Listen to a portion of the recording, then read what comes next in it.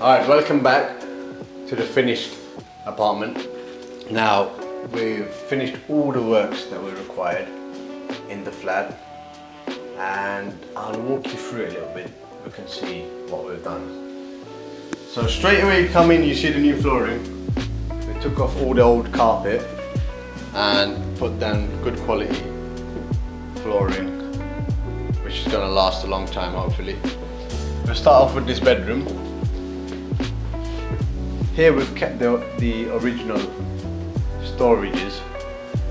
They're quite in good condition, so we just cleaned it up and left it as it is. Got the new beds here, desk, chair, new blinds as well. Given it a paint throughout, white paint, kept it simple. We put a few decorations and it's good. Next door, painted all white. The property has been painted throughout in white. We've kept one wardrobe here from before. Got a desk and chair, brand new bed, chest drawer.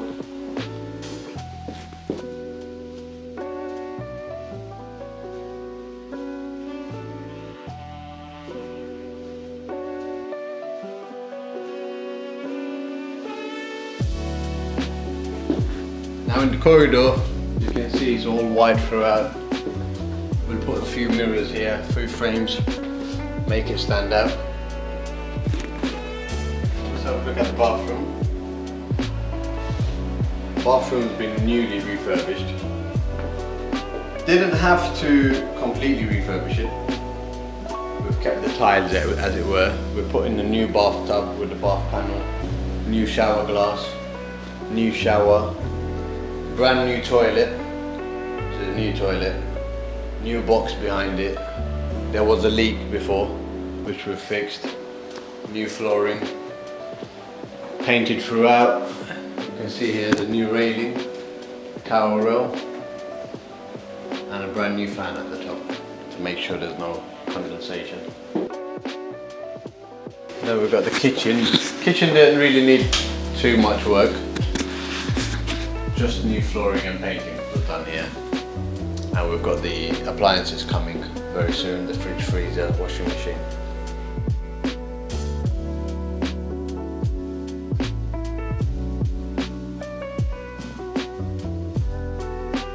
Alright, let's see the next room.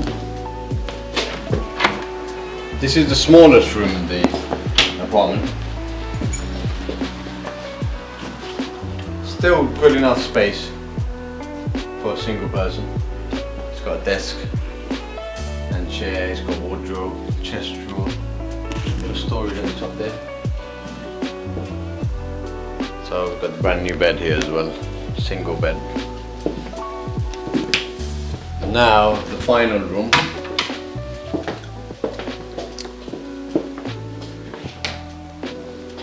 This is probably the nicest room in the apartment, as it has two sets of windows, a lot of light coming in. This used to be originally the living room, but we've converted it into a bedroom. Got a brand new bed here, the wardrobe, chest drawer, and desk and chair is not here yet, but it's on the way. Now, the point of changing it into a living room is to maximize the returns, of course, and leaving it as a living room, it decreases the income. So we're going to aim to rent it as a HMO. I'm going to give you an idea of how you run through the numbers, and you'll see the difference between renting it as a HMO and renting it as a single AST. So here we've got 3 rooms and a living room. Now if we rent it on a single AST as a 3-bedroom apartment, at the moment in this area, on the high end, it's possible to achieve £2,700 for this apartment. And if we are to rent it as a HMO, room by room, we've got 4 bedrooms, no living room, right? But it's 4 double bedrooms. Pretty much one is smaller double, but it's still a good size.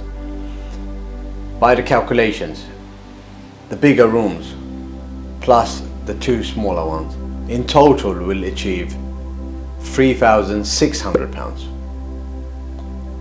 Right, so £3,600, and as a full flat AST, 2,700. So the difference is £900 per month.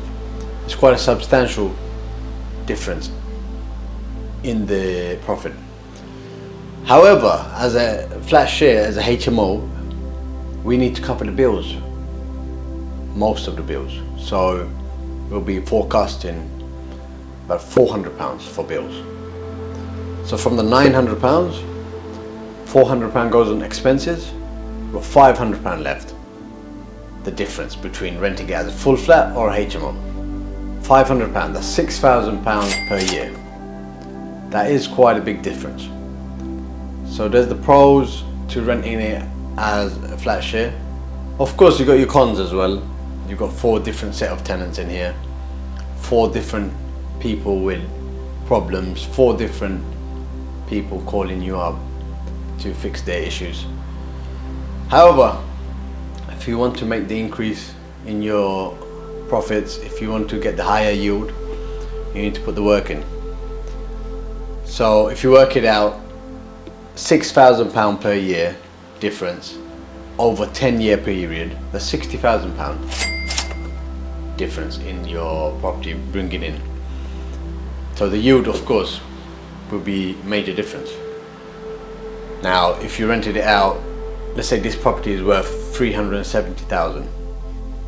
Can I get a calculator? Do some quick numbers. Quick maths. So to work out the yield,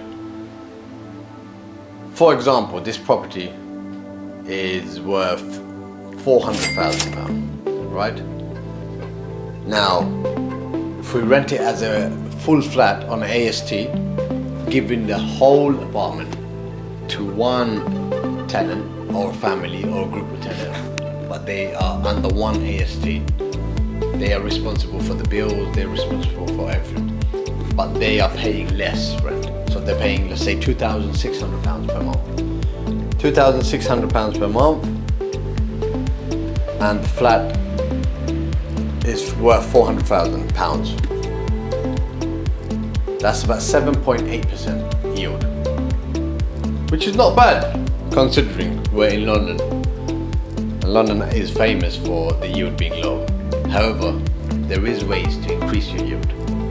You have to put the work in. You have to be smart. So at £2,600 per month, the yield is about 7%, yes, 7.8. Now, let's work out if we put it on the market as a HMO. So in total, we're going to estimate here, by the 4 bedrooms, we bring in £3,600 per month. So £3,600 per month, and the price of the property is £400,000. Now, if you do the maths, that's a 10.8% yield. So you see the difference here. If we give it as a full flat, we're getting 7.8%. That's a full 3% difference. 3% you're missing out on if you're not working towards doing it as a flat share or a smarter method than just the traditional full flat. However, for this 3%, there is some price to pay. You're going to have more headache, more issues, more maintenance, more phone calls from the tenants. So you need to take that all into consideration when you are planning to do HMO or a single AST. Now, for me, depending on the area, I go, for example, to an area where it is not so popular with professionals or students. I'll prefer to leave it as an AST, give it to one family, and I have no headache. But in a more busy area, for instance, in this area, close to central London, close to Canary Wharf, close to a lot of universities, but there's a lot of demand for flat share. I put it on the market as a HMO to increase the yield. So you have to weigh up the balance. You have to weigh up the pros and cons and make an informed decision and stick to it. And of course, if it doesn't work out for you, that method, you can always change it at a later stage.